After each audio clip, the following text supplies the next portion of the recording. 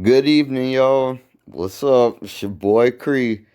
Man, I'm back with the video. Like I said, it's the final video before the weekend. Sunday hits. I'm gonna get the reveal. Series finale, Mr. Robot. Y'all, it's almost upon us.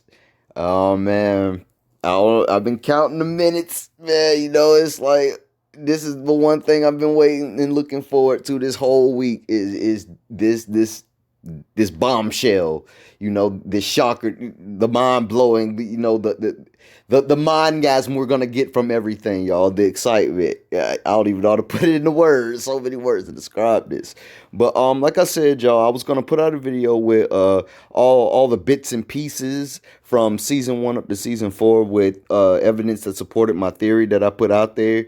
You guys, shout out again to everybody down in the comments, man. It's like you guys are going back and rewatching everything, and you guys are starting to see things that like I seen, and it seems like you've also seen things that supported your own theories, and I'm excited about that too. Because, like I said, this show can go either way, and it's like I'm happy to see that everybody's starting to look outside the box, instead of wanting things spoon fed to them. Everybody's starting to use their logic, and that's the main thing that I was trying to get at, y'all. Y'all can't just, expect what you see ain't always what you get. You got to look outside the box and think about it from their perspective. And with Sam Esmail and the way he does things, you have to do that with this show.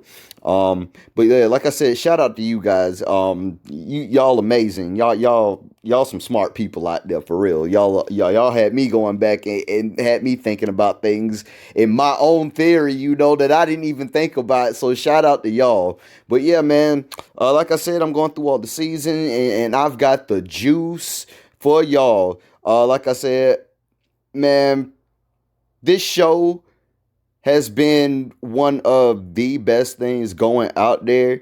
And from season 1 up until where we are now, the waiting from each season to each season had us on the edge of our seats, especially that wait from season 3 up to season 4, because that was a long time. And we didn't know what we were getting until, about, I want to say, a month until after it came out. And, we're here now. So, like I said, for everybody who don't know what the theory is, I did make a video about this, so you can go back on my page and look at the first video that explained the theory in depth, but I'll briefly touch on it. Basically, my theory is the main character is his real name is Elliot Alderson, but in their reality, he looks like Tyrell Wellick. And Tyrell Wellick is an alternate that was created because he wanted to, get the job at E Corp. That's the more professional style. But Elliot Alderson, Rami Malek is who he sees himself as in the mirror, but in reality, he looks like Tyrell Wellick. And Mr. Robot is basically an alter that the Rami Malek version of Elliot created.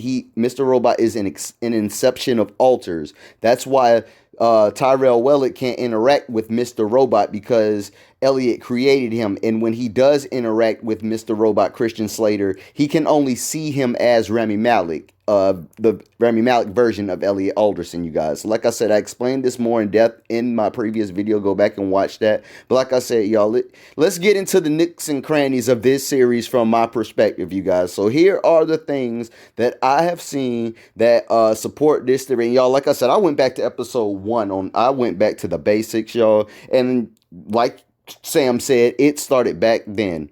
So let's get in here.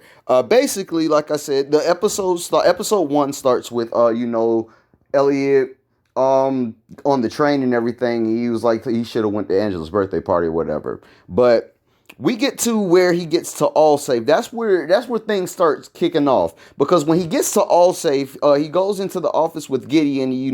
Gideon calls him into the office, and when he gets in there, he mentions to Elliot about the dress code and everything. I talked to you about the dress code. So that was one thing. Put that in mind right there. Okay. Now also, after that, he goes back to his desk. And when he's at his desk or whatever, he sees the E Corp commercial, and he says from his perspective, he sees it as Evil Corp, and if Krista found out, she flip her shit. You feel me, for lack of a better term. And then we see Colby come into the building with E-Court behind him and the secretary in the front. And you see Tyrell Willicks with Colby. Now, the thing about this scene is, like I said before, you guys, the framing and the details that you got to pay attention to. Now, when Colby's talking, it looks like he's talking to Tyrell from Elliot's perspective. But if you pay attention, Colby turns to the side and says something, and the one guy, I believe he's Hispanic, he looks to the other guys like as if he heard what Colby said, and they all nod and agree. So it looks like he's saying it to Tyrell, but he could actually be talking to the guys behind him without Tyrell standing there, and they're nodding and agreeing to what he said. Because when Colby comes to his desk and Elliot's talking about he's an idiot, this, that, and the third, the group walks off, and then Tyrell Wellick introduces himself to him. Now, I went into detail about that before, but I'll touch on that. Like I said, it was kind of funny how out of all the workers, Tyrell introduced himself to Elliot, and he read Elliot's mind about the operating system he was using on the operating system he was using on his computer. And the thing about the dress code that I said earlier, once we're introduced to Tyrell, he's proper dressed, suit and tie. He has a tie, nice tie. Now, pause for a second. When we go back to the beginning of the episode, when we first start the show, he says, "Hello, friend. I don't know what I should name you." He said, "Damn, I created an imaginary friend for real." And then the only character that has to introduce himself in this episode is Tyrell Wellick. He says, "Tyrell Wellick," and he shakes his hand. So put that in mind, okay? Now, we go on, and then they're talking about Tyrell saying about how he's an executive running Linux, and then he looks at Elliot and he says, "Well, I think I should get into that room where everybody is having the meeting at." And then and then Tyrell walks off into the room. Now, this is what I'm thinking. When Elliot needs to be more professional, he takes on the Tyrell Willick persona.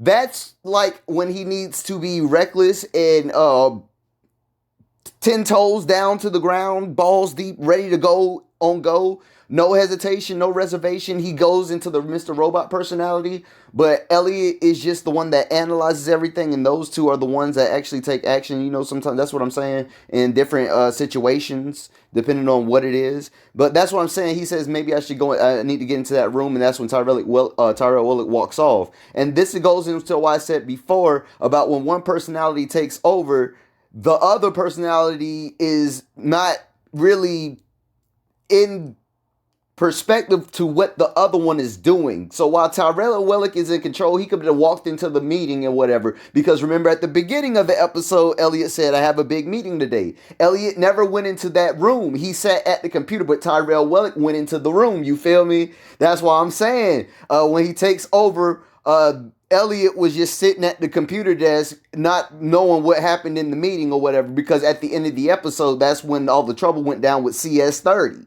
Boom. So, like I said, before that, though, the CS30 thing went down, Angela looks at him and he says, "I can tell that you secretly really hate it here." You feel me? And, you know, that goes into him saying that Angela's one of the good ones, and you could trust her. And then everybody is always talking about how Elliot has that no touching thing. Now, if you notice, whenever Tyrell Willick is about to beat somebody up or something, he puts gloves on like he doesn't want to touch them. That's a thing as well. That goes into what everybody's saying about his no touching thing. You feel me? So y'all got to think about that too. Like all that stuff, man, like I said. And then the men in black that he's worried about following him. If you notice, they're always there, but it's like they're on the phone talking to somebody. And I believe they're talking to Joanna, letting her know where he is while he's going out doing what he's doing. Because those are the only people that the men in black really associate with is Tyrell Willick, and I quote, and Joanna, if you think about that. So that started since the first instance on the episode when he was on the train, saying that he should have went to the birthday party, and they were on the train on the phone. So y'all got to think about that too.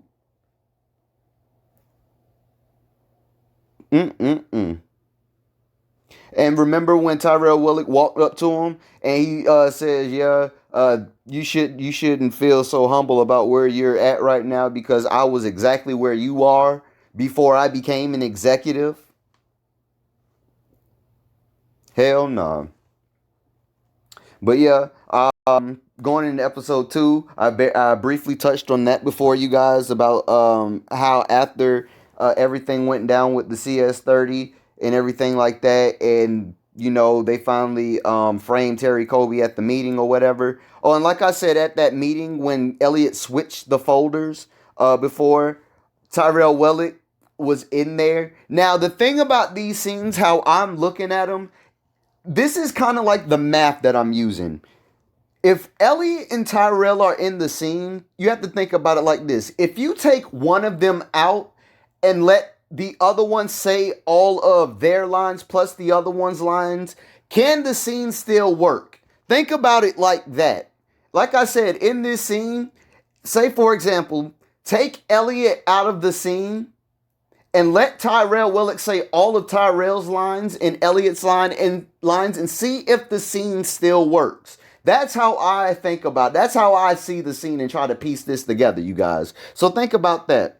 Now also when we get Tyrell Willick in the episode where he's about to go and try to get the CTO position, remember when he's slapping himself? And then he goes in there and Price postpones the meeting because he wants to consider Scott Knowles for the meeting. And then he goes downtown or whatever to the hood, like I said before, and he pays the bum to beat him up. And then all of a sudden, we see Elliot in the hospital waking up after he gets into the car, after the driver shakes his head, he gets into the car and he wakes up in the hospital. You notice when the fly flies down, the first thing we see is Elliot's knuckles.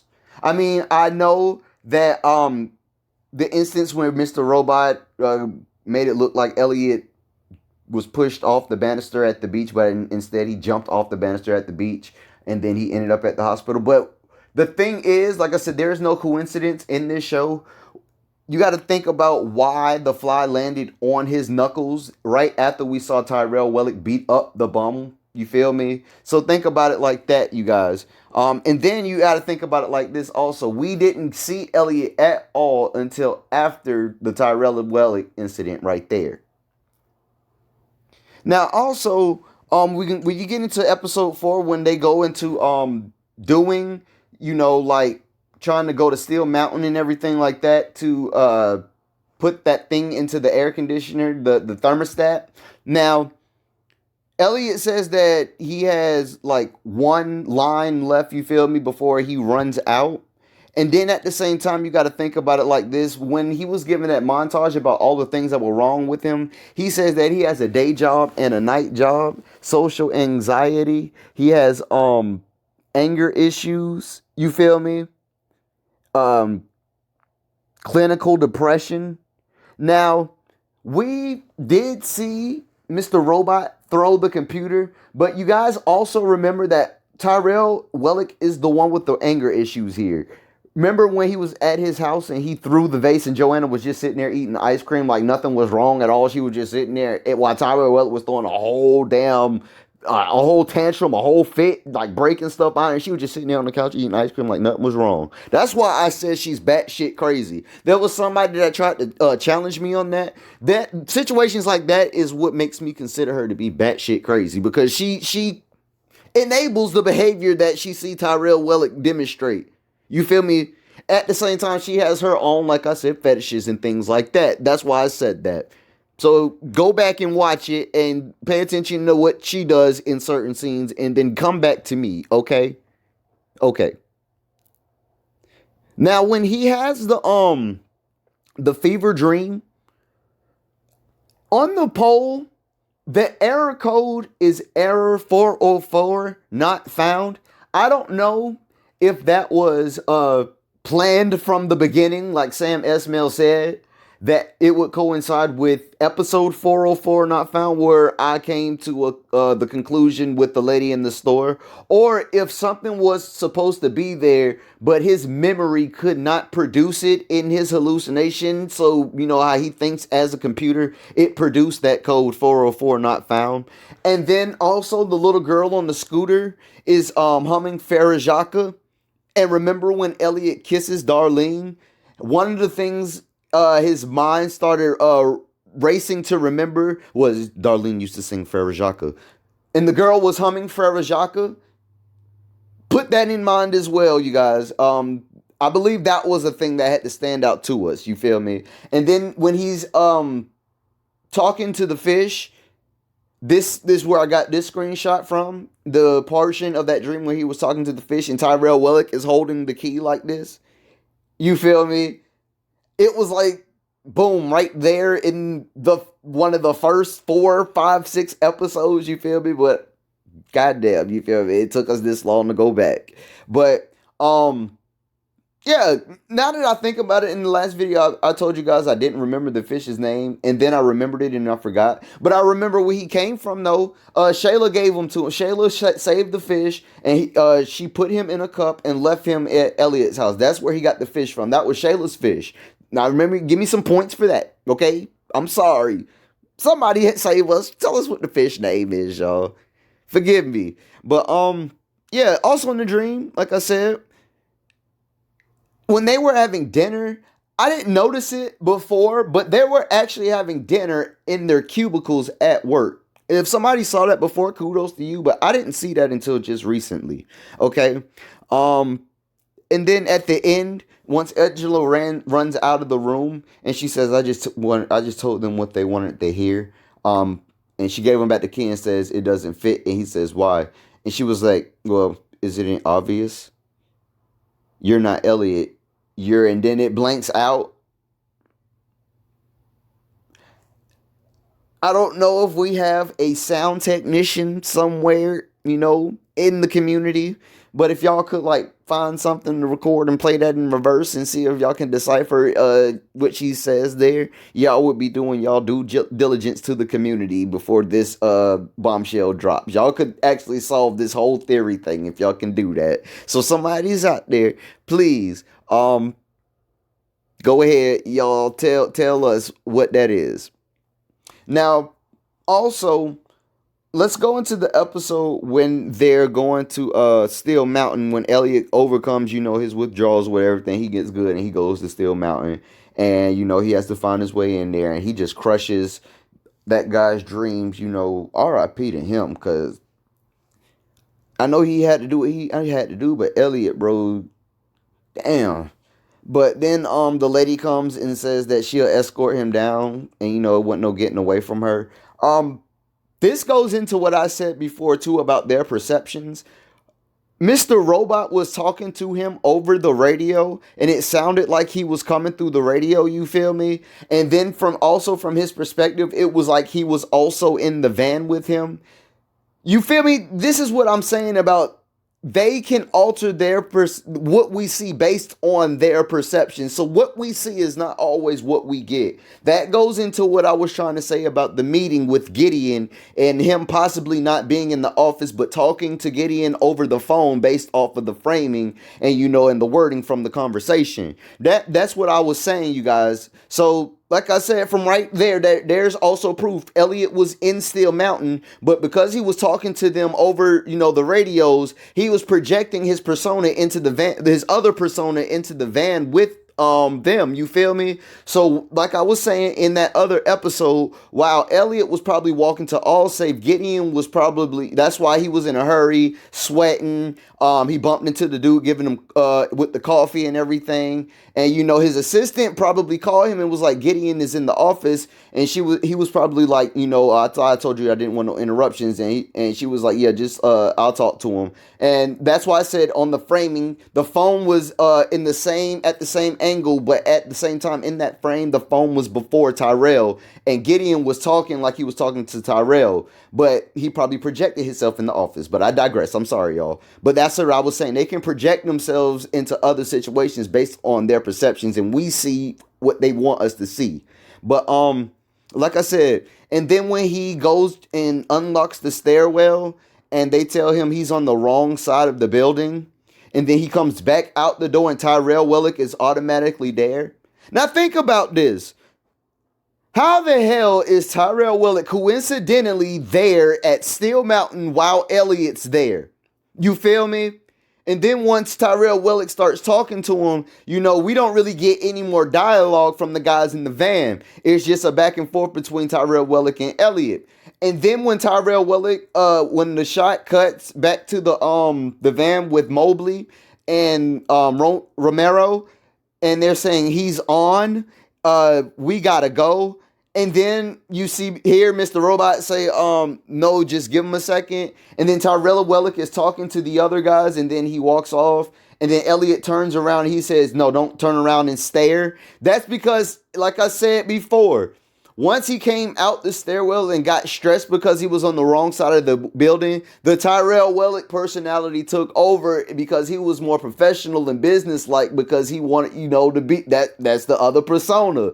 And when he took over, Elliot didn't know what he was saying. That's why when he got out of the situation with the other guys and walked back and gave Elliot back control, he said, don't turn around and stare. And they kept walking, and that's when he was like, let's go have dinner. And he was like, oh, you eat here? And they went down to the other floor, and then all of a sudden, the communication went off in level 2, and they couldn't hear anything anymore. Now, think about this also, guys. When Tyrell and Elliot were having dinner, Tyrell Wellick was the only one that was eating. And then all of a sudden, Elliot said, I have to go to the bathroom. And the first thing he did was throw up.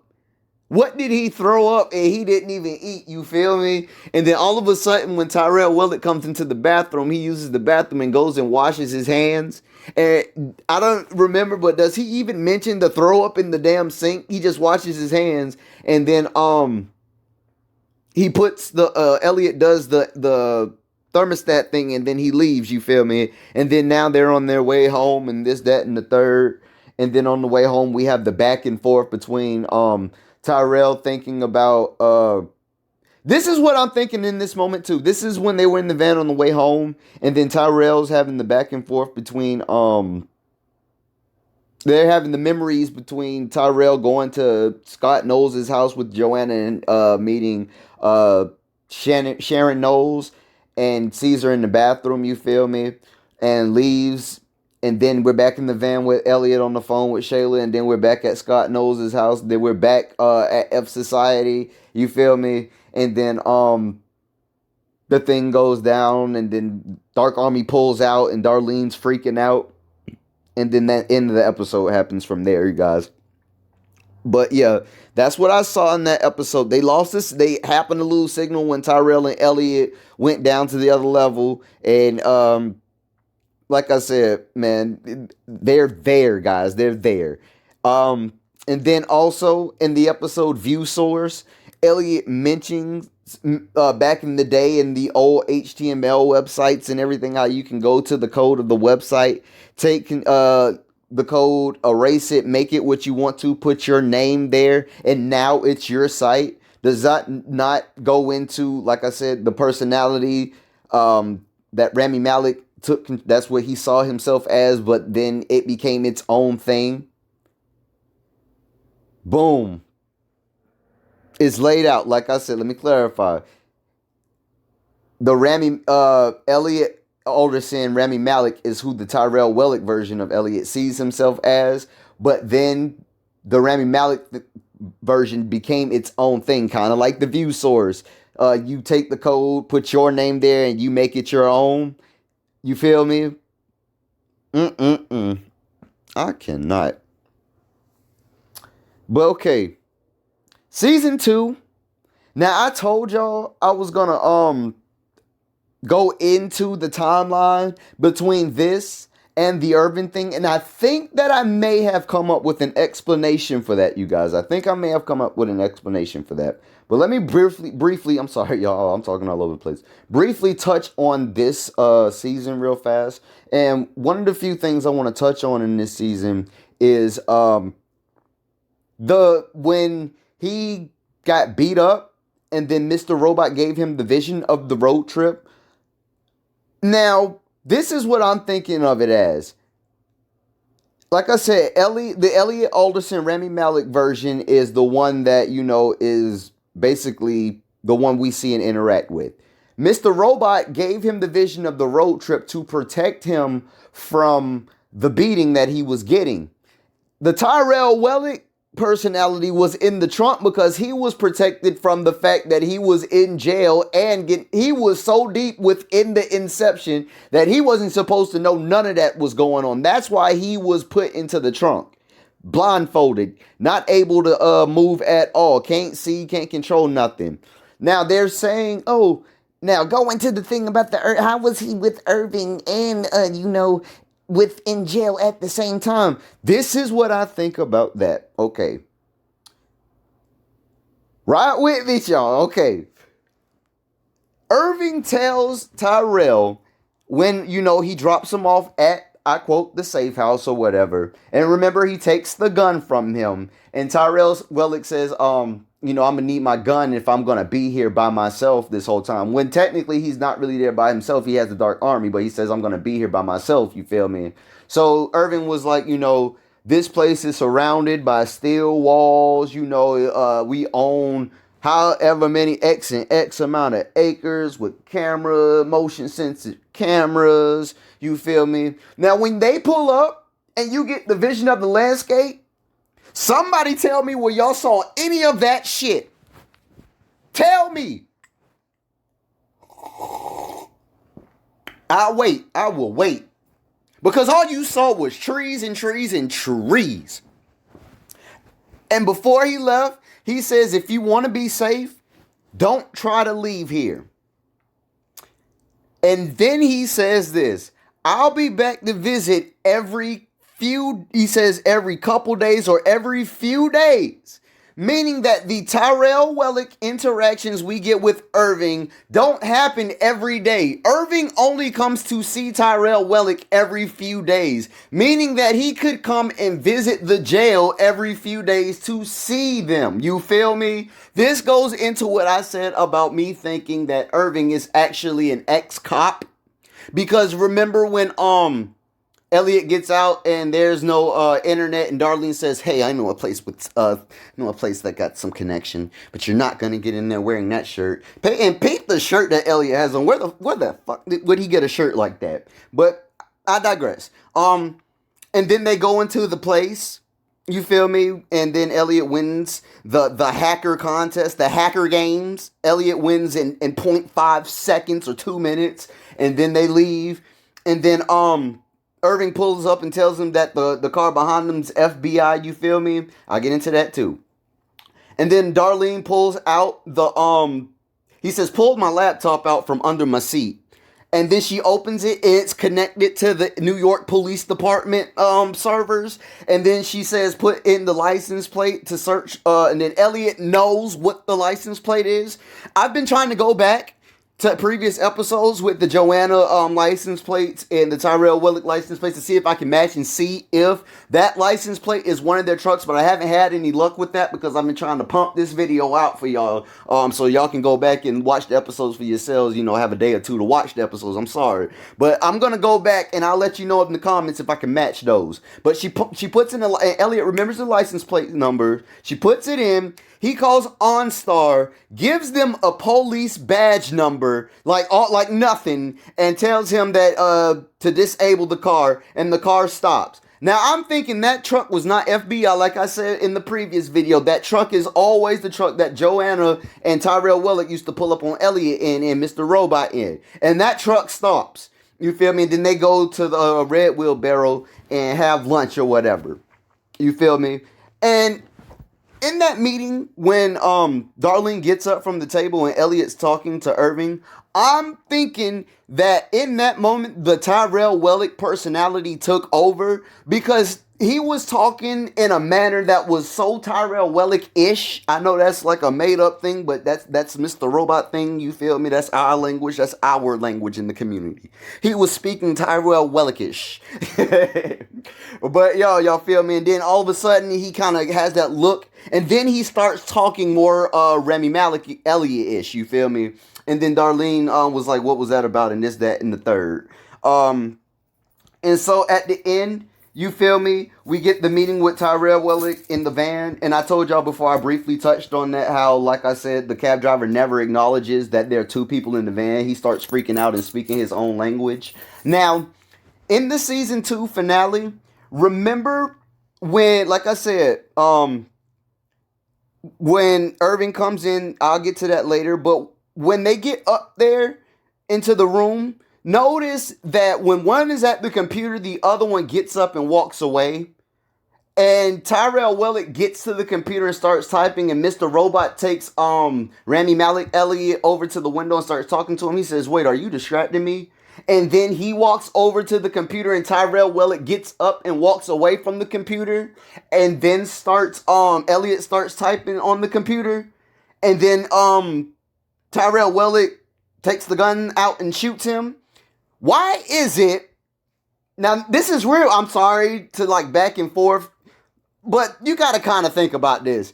Why didn't, if they're two separate entities in this moment, Tyrell Wellick just tackle Elliott and beat him up and keep him from typing on the keyboard? Why did he shoot him? I'm putting up finger air quotes for y'all that can't see. Why did he shoot him instead of tackling him or beating him up so that he can't use the computer? Wouldn't that make more sense? That way Elliott would be in a condition to be able to control him and threaten him to do what they say, or we'll beat you up. He shot himself, and then the situation with Irving happened, and he came in there, and like I said in the previous video, when he got there, Tyrell Wellick was like, I just need to know if he was going to live. But Irving never really addresses anything Tyrell Wellick says. He only says holding the stomach like that isn't helping any, and he looks down and moves his hand off of the stomach, bro. Boom, like, bro, it's there. Like I said, y'all tell me if I'm reaching. If I'm Stretch Armstrong in this, y'all let me know. And if y'all got a theory, let me know. Put it out there, y'all. Put it out there. And once we get into season 3, like I said, with the legacy episode where we actually see what Tyrell Wellick was doing with Irving, you feel me? All of a sudden, we hear that bang, and Tyrell Wellick wakes up, and he walks out, and the Dark Army are sitting on the couch right there, and they're watching the old show on the TV, kind of mirroring when Elliott was in the hospital and they bust in, he woke up and he walked out, and they were watching the old show on the TV. I want to know, back in the day, did Alf in that old show Tyrell Wellick's and the Dark Army was watching with Tyrell Wellick, was that on like the same channel? Was that a hint? I don't know, y'all. I don't know if we can actually go back. We need to do thorough investigation on that. Go back to the time, the show, like a boomerang or something. I'm sorry, y'all, but I digress. But yeah, like I said, but Irving stated, like I said previously, that he was gonna visit Tyrell Wellick every few days, meaning that the things we were seeing weren't happening every day. It was happening every few days, especially the scenes when we were interacting with Irving. You feel me? So every time Irving was in a scene, it was every few days or every other day or something like that. You feel me? That's why I'm saying he was probably out on beat or undercover or something, a detective or something, you feel me, working undercover as a car salesman, you feel, I don't know, bro, like I said, it's so many hints and bombs, but I'm focused more on the super reveal, but there are things that I'm also getting into, but I hope they do go back and show us the scenes as they actually happen. I feel like this show is like Fight Club and Inception had a baby, and, it was just the bee's knee, for lack of a better term, y'all. But yeah, like I said, in season 3, that's when we get White Rose manipulating Angela also with the game, and then she's all of a sudden on White Rose's side. I want to know if she got a taste of the new world, and did she shoot herself too and come back, or did she take Angela's data and upload it into the new world or whatever? Bro, it's so many questions about that scene, and I hope all the stuff that they were muting and times where they cut away, we actually get reveals for those moments. I mean that we only deserve that though, right, y'all? For real, and it's so many of them moments, but. Like I said, then we get the reveal that Tyrell Wellick was in the basement of the Red Wheelbarrow, and Irving comes in and he tells him that he's sorry because, unbeknownst to Tyrell, like air quoting, Joanna's died and his son is in foster care. But he goes in and follows Irving's orders or whatnot. And like I said before in the previous video, the timeline was all over the place. You feel me? So basically, he could have stopped the building downtown from blowing up, ran out the building, got caught by Dom. They set him free, let him know that his family was killed. And then we get the shot of Elliot being sad, you feel me, after he also found out that all the buildings had blown up. You feel? I think it was 138 buildings blew up. That's ridiculous. That was one of the other hacks of the century, of course. You feel me? Besides the 5'9" hack. But yeah. And we like all the time, especially like when we get those little quotes, like the control, especially from Elliot to Mr. Robot to Elliot, the control you have is an illusion. And also at the end of season 1, I'm sorry, I'm going back. At the end of season 1, Mr. Robot is trying to convince Rami Malek Elliot that he needs to come with them being the mom, little Elliot, and himself. He needs to come with them. Why is it that he's always trying to convince the Rami Malek Elliot to leave and go somewhere or to move on or come somewhere when he does? He's telling them to come to the imaginary, with the imaginary family. Now, think about this for a second. If Rami Malek Elliot was real, wouldn't Mr. Robot be trying to convince him to move on from having himself around? You fit Mr. Robot himself? Like, you don't need me anymore because you found a way to deal with your own issues. So, therefore, I'm going to I feel like it's time for me to go. Something like that. Why is he trying to convince Elliot Rami Malek to come with him? You feel me? Think about it in that context as well. Like, yeah, bro.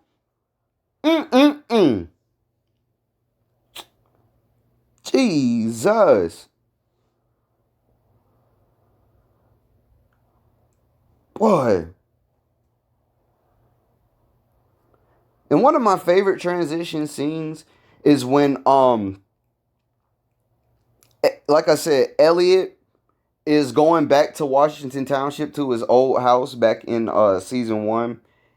And Tyrell Wellick is at the hospital having the baby, and then Joetta tells him, if you want to stay with this family, you're gonna make this right. And then we see no matter of fact, Mr. Robot said there's a place we need to go first, and then we see the transition of Elliot Tyrell going to the hospital, and Joanna saying, if you're gonna be in this family, you're gonna make this right. And then we see him pulling up to Washington Township. You feel me?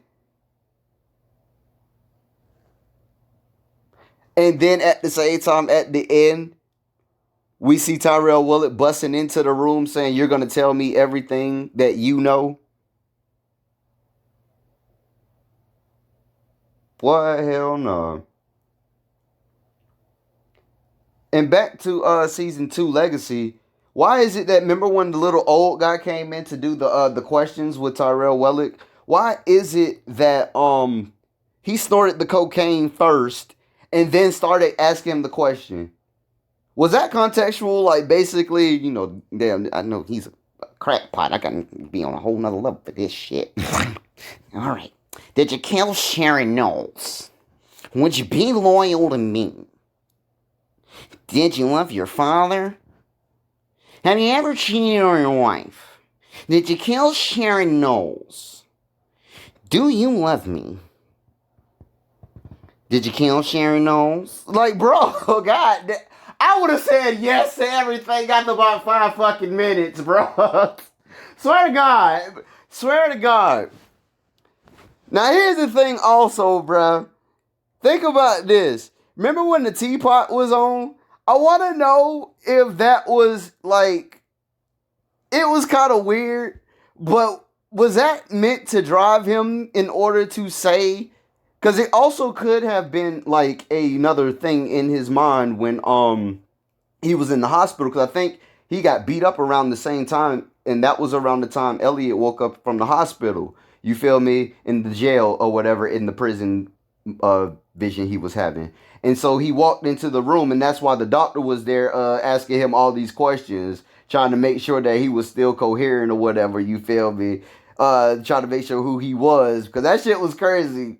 And then all of a sudden, after Tyrell Wellick answered the questions right, when he said, I'll always be loyal to Elliot, I don't know why that was okay, you feel me, for him to pass.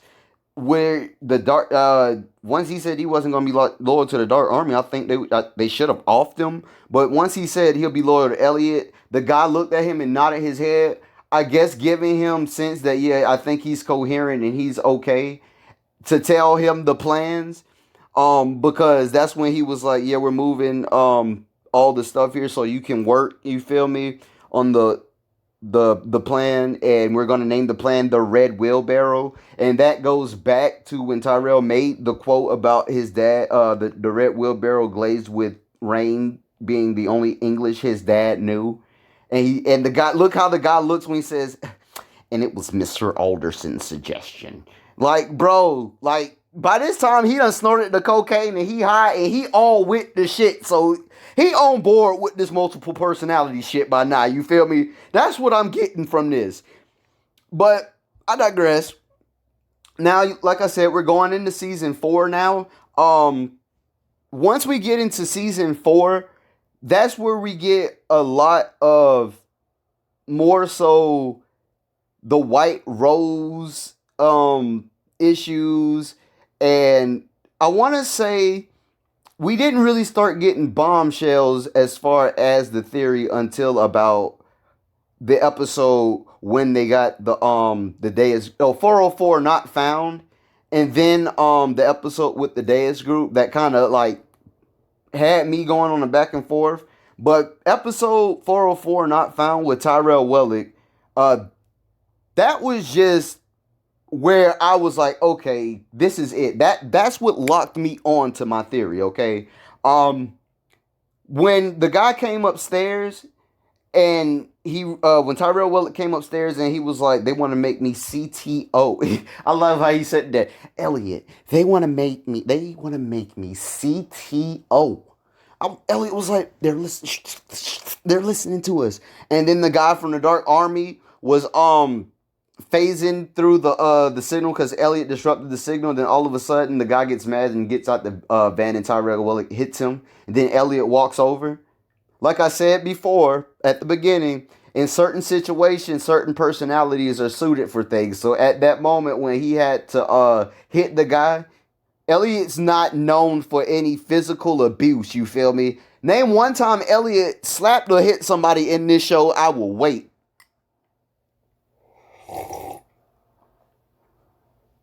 I ain't think so. That's why Tyrell Wellick was there to do the deed, y'all. So I digress. They put the guy in the van, drive off. And I touched on this episode before, but like I said, I'll briefly touch on it again. When they get to the gas station to get the gas, the lady only sees one of them, Elliot, but she sees him as Tyrell Wellick, and that's why she recognized him as Tyrell Wellick. And she only refers to him in the first person, and the only time she only mentions a plural like word is when he comes in and says, our phones aren't working, probably referencing to whoever's outside that she thinks is outside waiting for them. And she tells him that hopefully you'll learn some manners on your walk, you feel me? And then we get into this scene when Tyrell Wellick is sitting on the bench, you feel me? The banister, the side rail, the guard post, whatever you want to call it. And then he's like, Elliot, did you ever care about me? And Elliot was like, no. God damn, no, bro, no. And Mr. Robot had to come like, bro, man, you know, I care about you, bro. I just want to make it for my sister, Darlene, I don't give a damn about you, bro. But I just want to give my sister this message. He was like, all right. To make a long story short, all right, let's go get your sister this message. Now, this is my thing. The reason they had this back and forth about Tyrell asking did he ever care about him, he wants to know if basically you fit, because he realizes that, he's not needed anymore if this plan is going to move forward. Because if he becomes CTO, then he's going to be a super public fucking figure, and he's not going to be able to be behind the scenes doing the things that he's doing no more. So the Tyrell Wellick personality had to go. It had to die. That's why he wanted to know if he ever cared about him. You feel me? Because he knew this was it. He had to go. And before I go, like, damn, bro, was I just garbage to you? You feel me? Did you really want me around? Or was I just there just to make things happen? Did you even give a damn about me? No! Let me stop. And then he was like, yeah, I just want to make this call to my sister to make sure she all right. We can do whatever the fuck. So why the fuck would he need Tyrell Wellick in order to go to make the phone call? Tyrell Wellick could have sat there and did what the fuck he wanted to do, and Elliot could have walked off into the midst of the night and did what he had to do to go find Darlene, you feel me? Like I said before, Elliot could have done what the fuck he did even if Tyrell Wellick was not there. So why was it so important that Tyrell Wellick come with them? And once they got to the van and the guy shoots at Elliot and then he shoots the other way and then he shoots himself, you feel me? We see the guy shoot the other way, but there was nobody through the window to shoot. And then Tyrell comes from behind the van and he's shot in the stomach on the mirror side and the same area, but the mirror side of where Elliot was shot. I fucking quit. I'm going to walk off into the night and just die somewhere. You be good and take care and I'll be all right. And then Elliot didn't give a damn. If you didn't give a damn now, why didn't you give a damn when he was sitting on that damn guard post? You feel me? You needed him to come. You feel me? Because physically he was weak and he was probably in control at that moment and you needed him to come because he was weighing y'all asses down. That's what I'm gathering from that. You feel me? Boy, hell no. And that's when he walked into the middle of nowhere and died into the light, the purple light. Like I said, I'm thinking that once we get that internal vision of Mr. Robot going to try to wake up that other one personality, we're going to walk into either that office or some area in the mindscape that's going to be that shade of purple, and the Tyrell Wellick Elliot's going to be there. And he's going to show him what, like he said, I got to show him what he's done. Now, I don't know when he said, I'm going to show him what he's done, if he's referencing to taking down the Deus group, or if he's actually referencing giving life to this other persona and letting that other persona take over while you're sitting in the dust instead of living your life. I don't know if it's that or the other, but I'm thinking it's one of those two. Either he's going to show him how he set the world right by redistributing the money, or he's also going to show him what he did as far as creating all the personas and giving them all, you feel me, all existence in the mindscape and letting Elliot take control instead of him taking over. I think one of those two is going to happen. That's my prediction for that. But Jesus Christ, y'all.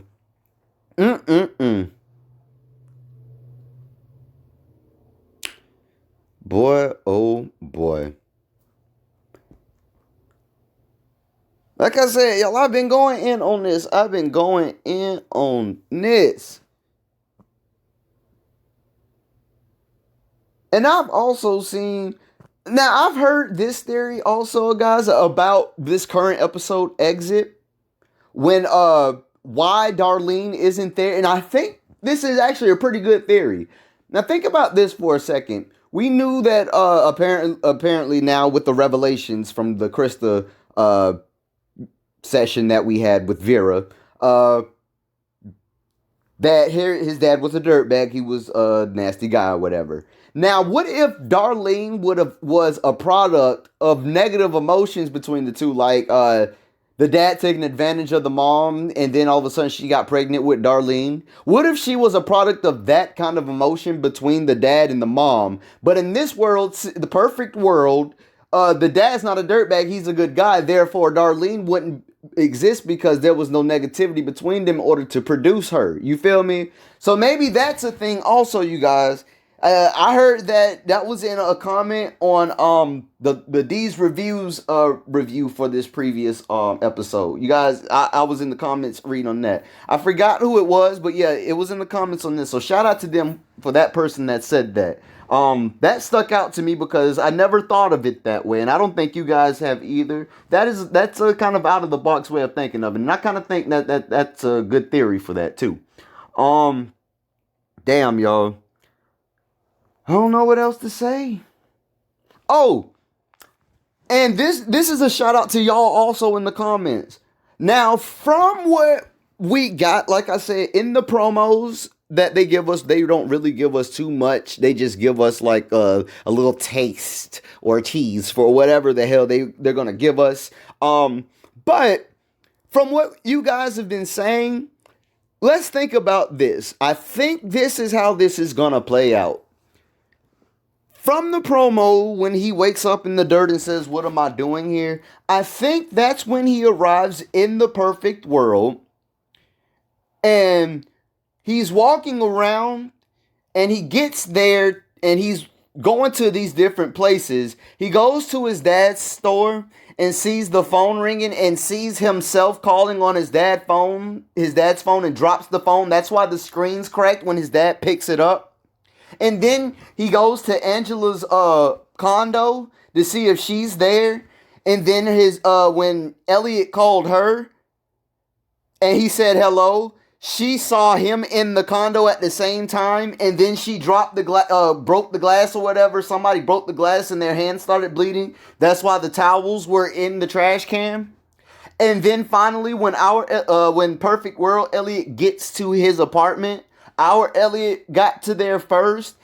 As you can see, if you look at the computer, he was already logged into it. You can see a screen. There was a white screen open at seeing that he already logged into the computer and he was starting to do something until Perfect World Elliot walked in. Because if you notice on previous episodes, he's never logged into the computer. When he's not, it's always on the login screen with the 2 bars, username, password. But on this screen, he was already into the computer when Perfect World Elliot walked in. So I think that's going to play out. And shout out to you guys for analyzing that shit.